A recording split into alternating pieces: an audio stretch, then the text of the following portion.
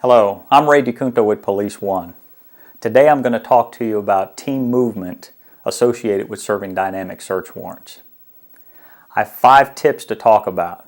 1. Fatal funnel. 2. The high right round theory. 3. Deep corners. 4. The button hook technique. And 5. The crisscross technique.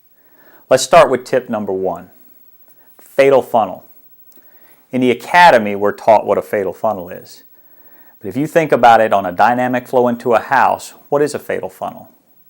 Well, fatal funnel is anything on the outside of a room that you're getting ready to enter that all the focus points at that coming in. Everything funnels to that exit or that entry. Doorways, windows, hallways, the end of a hallway. How about an attic entrance? All could be fatal funnels. We need to be aware of them, and the best information I can give you is stay out of them. Tip number 2, the high right round theory. Now this one confuses officers at times, but I'm going to simplify it for you. The majority of the population is right-handed, roughly, say 75%. The high right round theory is this: if somebody is inside a structure and they have a gun and they are rushed, the tendency is to snatch that round high. And if you're right-handed, it goes high and right. So if you're standing on the outside of the door, what side of the door is that going to be on? Well, it's going to be on the upper left. But let me ask you, do you really want to stand outside a doorway thinking, was this the right side or the left side?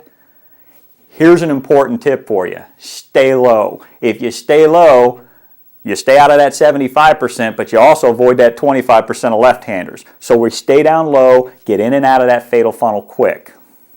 Deep corners. Tip number 3. When you enter a room, a lot of times we go shallow into the room. When you clear a room and enter it, getting in and out of the fatal funnel forces you to go deep into the room. And you got to remember, most rooms got 4 corners. You get deep into the room. Think if the bedroom door swings in and you push that door open and you go all the way in.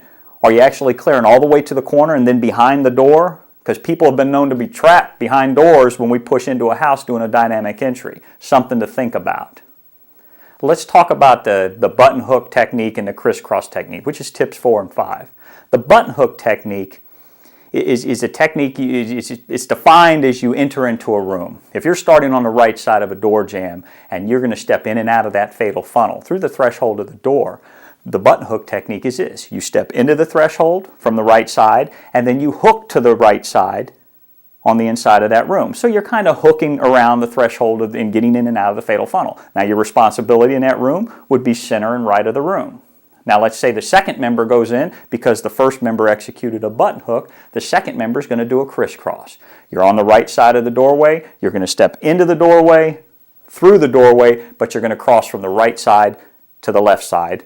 Therefore the definition crisscross. And again, your responsibility would be center and left of the room. And again, this is more visible when you're out there training, but these are the techniques, and these are basic techniques utilized for doing entries on dynamic search warrants. Let's review. Tip number 1, fatal funnel. Remember, we stay out of them. Number 2, the high right round theory. Stay low. Deep corners, all 4 corners of the room. 4 and 5, the button hook technique and the crisscross. In closing, I would like to say this. When we talk about techniques and you're trained techniques at your agency, then what you need to do is you need to keep training. And when you train, you have to train real. And when you train, you have to train often. I'm Ray DeCunto with Police One. Thank you.